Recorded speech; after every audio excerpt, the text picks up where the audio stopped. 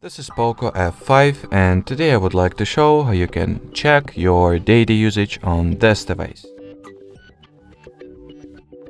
To start, you're going to need to launch settings, then enter the connection and sharing category. From here, go for the data usage, and the following page will provide you with the data usage information regarding the SIM card that is currently set as your preferred choice for mobile data usage. If you would like to see the data usage for other SIM cards, simply switch your SIM card preferences. On the other hand, if you would like to check your Wi-Fi data usage, tap at this icon to your top right and choose the Wi-Fi usage from the list. Alrighty, so that will be it for this video. Thanks for watching and bye bye.